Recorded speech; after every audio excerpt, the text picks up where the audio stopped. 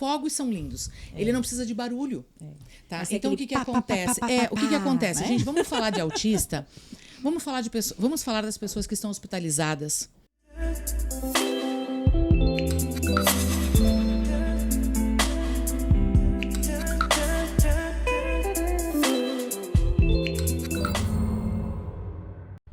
Vamos falar de animais, vamos falar das pessoas que estão em casa acamadas, vamos falar de outros transtornos que podem... Mas você acha que na praia, por exemplo, vamos lá, na praia, tu acha que aquela multidão toda, aquele barulho por si só não incomoda o menino com o transtorno? Pode, mas aí a pessoa que tem o incômodo, doutor Rodrigo, ele não vai.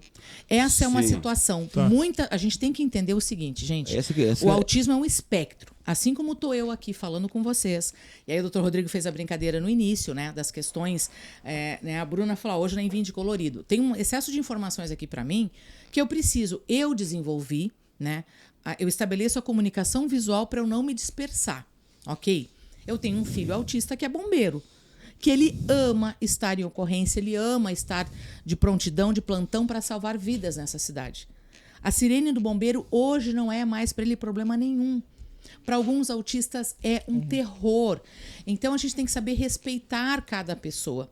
E no autismo a gente tem autistas com nível 3 de suporte, ou nível 2 e 1, que tem a questão sensorial auditiva muito mais aguçada, muito maior.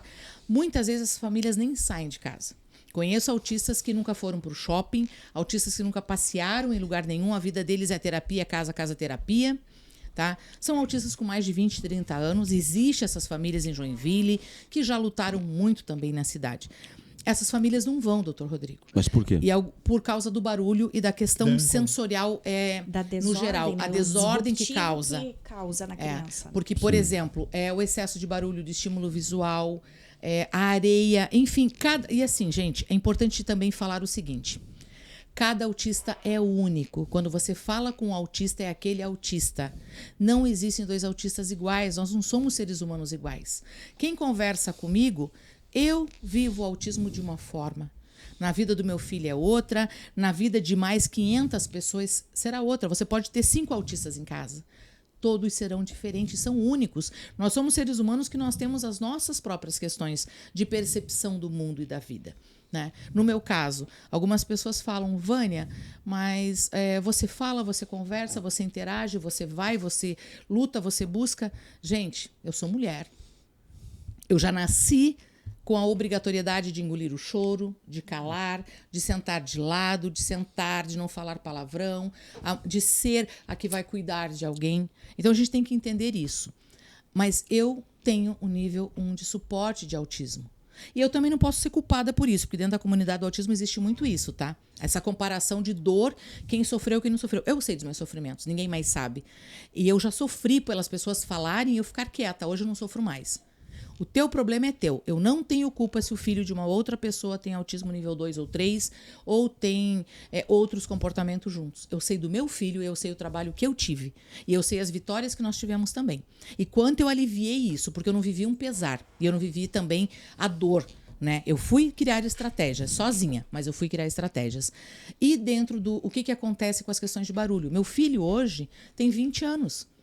Ele não é referência para os demais, porque os outros não são iguais a eles.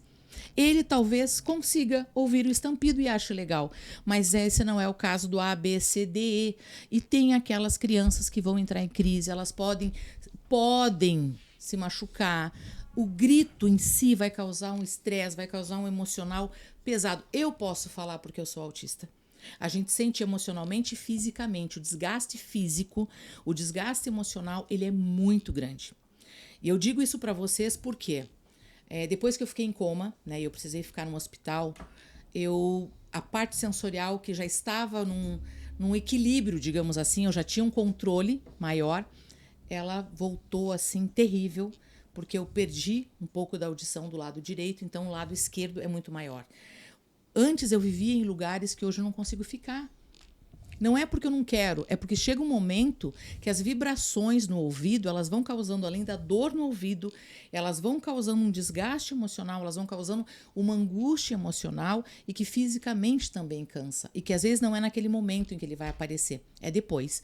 Então, assim, para as pessoas que vendem fogos com estampidos, vendam fogos sem estampidos. Façam a beleza. É lindo de ver os fogos, seja onde for.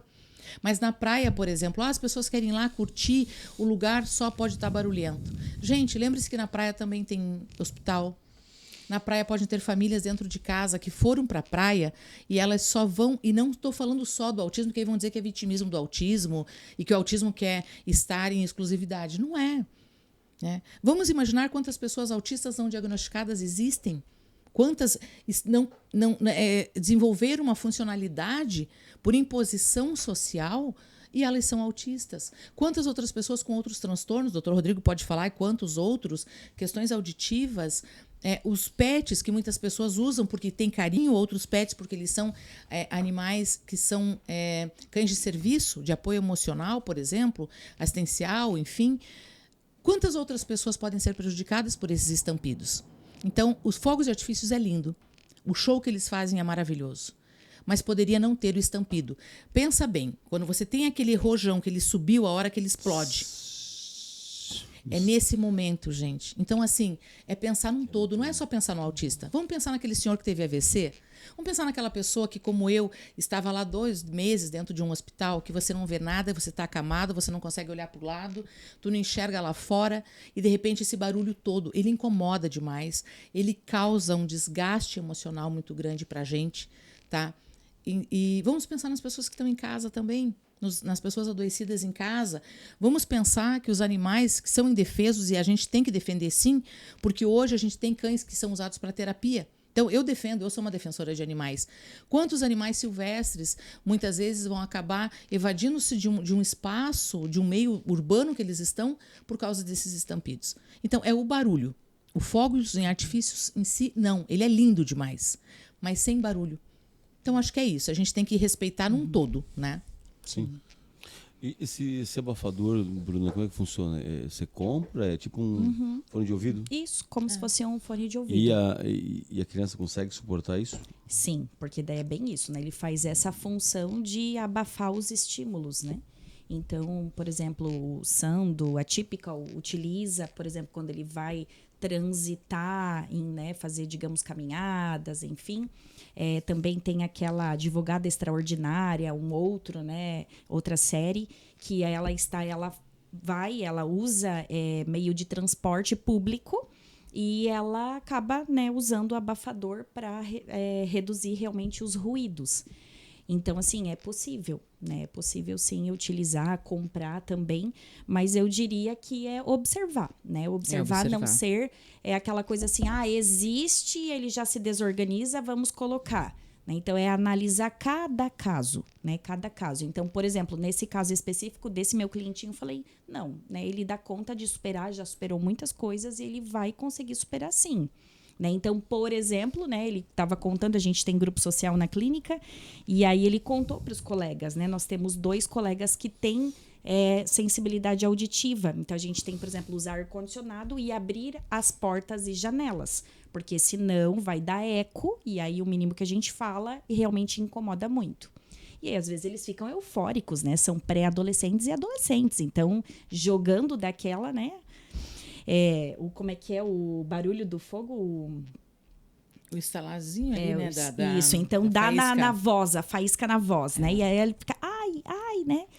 E então, assim, aí até ele tava. Esse menino que eu indiquei que não comprasse, inclusive, ele falou: olha, pessoal, né? Eu participei de um campeonato. Né, nesses dias. E eu achei que ia ser muito difícil, tinha muito barulho, né, a torcida falando e aquilo, né? E aí o pai falou, ele estava muito agitado no campo, mas ele deu conta. Né, ele conseguiu se organizar dentro da estereotipia.